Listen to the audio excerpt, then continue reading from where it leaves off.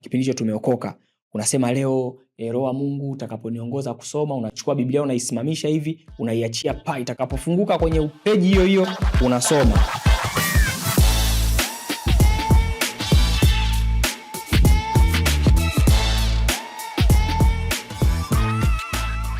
Nataka niongee na vijana ambao wamekuwa wananiuliza kuhusu kusoma Biblia. Yani kuna vijana nikikaaga na vijana wanakuambia yani pastor, sometime nasoma Biblia sielewi, nianze kitabu kipi, niishie kitabu kipi.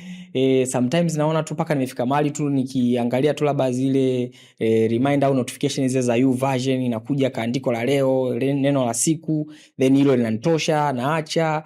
Kuna muda nikisoma kuna maneno siyaelewi yanavyoteremka na nini. Kwa nataka niongee na hilo kundi kwa sababu mimi pia nimetokea huko, na kama muamini, kama kijana uliyemwamini Yesu, kijana uliyeokoka, huwezi ukaishi maisha yako ya Ukristo au maisha ya kumfuata Yesu bila kujifunza neno la Mungu. Na nimetumia neno kujifunza kwa makusudi kabisa. Sijasema kusoma. Kusoma ni jambo moja, Biblia, lakini kujifunza ni jambo la pili. Kwa sababu gani? Kwa sababu kwenye imani hii kuna kitu ambacho kinatuongoza kama waamini, na hicho ni neno la Mungu ambalo ni Biblia.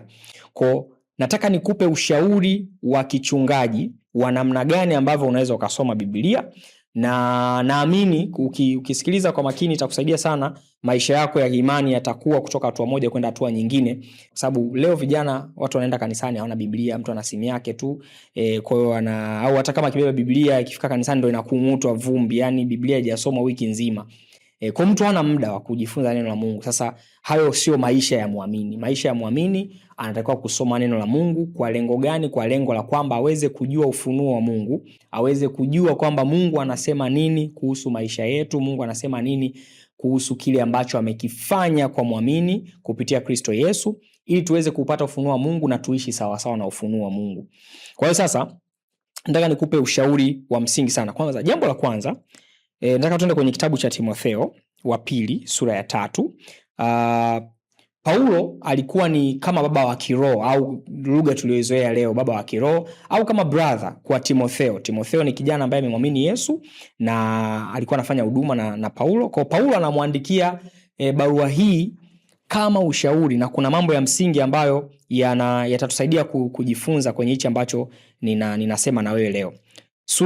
Timotheo wa pili sura ya 3 mstari wa 14 nasema, bali wewe ukae katika mambo yale uliofundishwa na kuhakikishwa, kwa maana unajua ni akina nani ambao ulijifunza kwao, na ya kuwa tangu utoto umeajua maandiko matakatifu ambayo yaweza kukuhekimisha hata upate wokovu kwa imani iliyo katika Kristo Yesu. Mstari wa 16, kila andiko lenye pumzi ya Mungu lafaa kwa mafundisho na kwa kuwaonya watu makosa yao na kwa kuwaongoza na kwa kuwaadibisha katika haki, ili mtu wa Mungu awe kamili, amekamilishwa, apate kutenda kila tendo jema.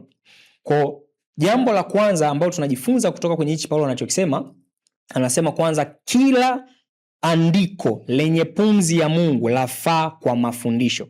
Kwa andiko kwenye msingi huu anatumia neno la lugha ya umoja, lakini anamaanisha neno la Mungu kwa ujumla linafaa kwa mafundisho. Kwa maana yake ni kwamba neno la Mungu ndilo linaloweza kumfundisha muamini, kwa sababu neno la Mungu limepuliziwa pumzi ya Mungu, au lina pumzi ya Mungu na linafaa kumfundisha.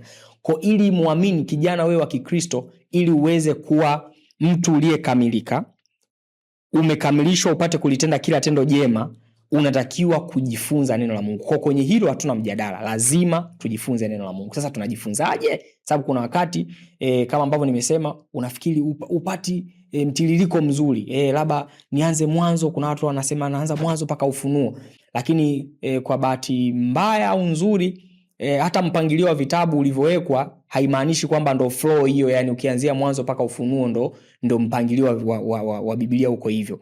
Kuna utaratibu. Sasa jambo la kwanza ambalo tunaliona hapa, ambalo tumekubaliana, ni kwamba neno la Mungu ni pumzi ya Mungu na ndio linalotakiwa tulitumie kujifunza ili tuweze kukamilishwa kuyaishi na kuyafanya matendo mema.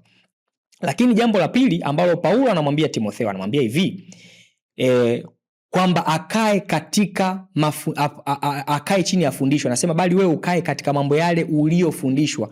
Kwa hapa tunaona kwamba Timotheo huyu kuna mambo alifundishwa na watu wengine ambao walikuwa wanajua kuhusu imani hiyo ya Ukristo. Kwa hiyo uwezi kujifunza neno la Mungu peke yako. Ndio tunachokipata hapa. Lazima uwe na watu wanaokufundisha. Kwa hiyo lazima uwe na mahali ambapo unaenda kama kusanyiko la waamini wengine, na uwe na watu ambao wanaweza kukufundisha neno la Mungu. Kwa hiyo inawezekana ikawa ni viongozi wako wa kiroho, mchungaji wako, waamini wengine ambao wanajua kuhusu imani hii na wanalijua neno la Mungu, wamejifunza neno la Mungu wakakufundisha.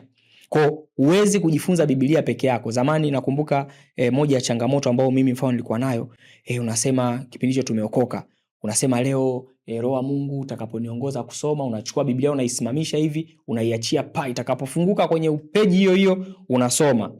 Unasema labda mfano kila andiko lenye pumzi ya Mungu lafaa kwa mafundisho, unabaki na huo mstari siku hiyo ndo unasema neno la Mungu hilo. Na tukawa tunaona kwamba hiyo ndo njia pekee ya kujifunza neno la Mungu. Lakini kwa neema ya Mungu alikuwa anatusaidia hivyo kwa huruma zake kipindi hicho, kwa sababu hatukujua mambo haya.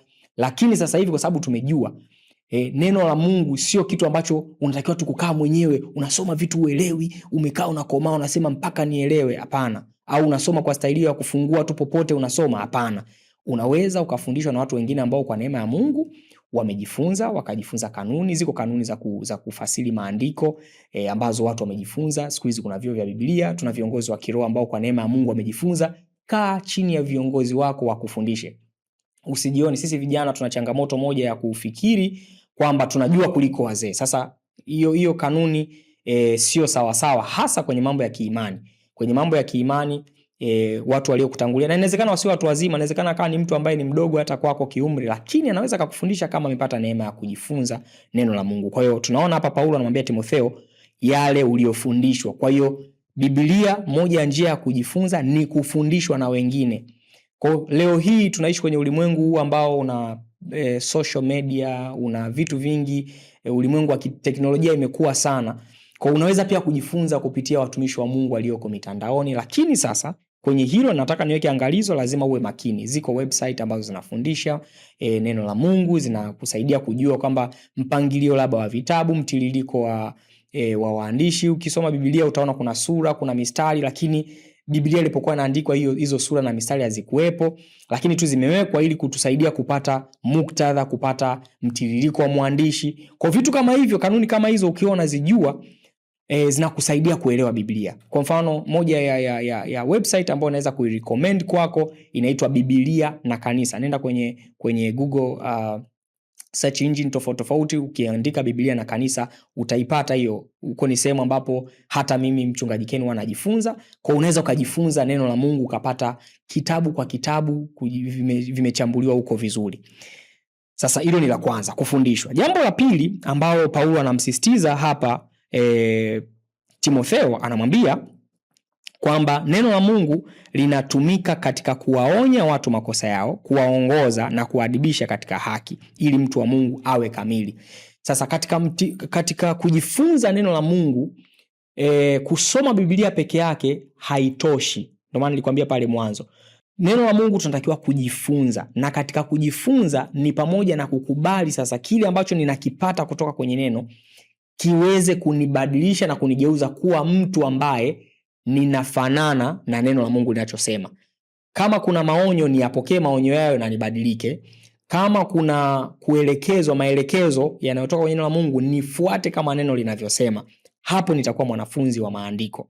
Kwa hiyo wewe ambaye unatamani kuwa na namna nzuri ya kusoma na kujifunza Biblia au neno la Mungu, tafuta mahali ambapo utakuwa unaenda unajifunza neno la Mungu, kanisani, kwa viongozi wa kiroho. Jiweke chini ya watu ambao watakusaidia kujifunza. Lakini pia tafuta namna ambayo utaweza kujifunza wewe binafsi katika maandiko, au kwa kutumia njia mbalimbali, mfano sites mbalimbali na mahali pengine hivyo. Lakini jambo la tatu kwenye kujifunza neno la Mungu ni kunaambatana na kukubaliana na kile neno kinachosema ili uweze kubadilika. Ninapomalizia nitasema jambo moja hivi. ukisoma neno la Mungu utaona kuna mahali kuna vitu fulani ni kama vile ukiona visoma ni kama vinakuchosha, vinakuboa, unaona kama vile havina msaada wote. Mfano ukisoma kwenye kitabu cha Mathayo sura ya 1 utaona pale kuna ukoo wa Daudi unatajwa pale, nani akamzaa nani, huyu akamzaa huyu, huyu akamzaa huyu. Unasema hiki kipengele hapa hakina maana, unavukia unaenda mahali pengine.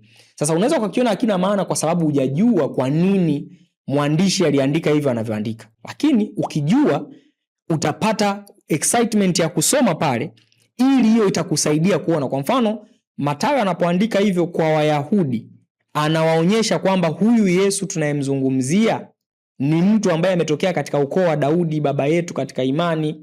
Kwa utaelewa, ukielewa muktadha na wewe utapata excitement ya kusoma pale kupata hivyo vitu. Kwa hakuna kitu ambacho kimewekwa kwenye maandiko kwa bahati mbaya, kama ambavyo Paulo anamwambia Timotheo kila andiko lafaa kwa mafundisho. Kwa ukienda kule sijui maelekezo Nuhu anapewa ya kujenga safina, unaona kwamba bwana hii ngoja nivuke hapa. Kila kitu kina kitu ambacho unaweza kujifunza. Lakini ukianza kuwa mwanafunzi wa maandiko na kukubali kujifunza na kukubali kukaa chini ya viongozi wa kiroho akakufundisha, unaweza ukakua.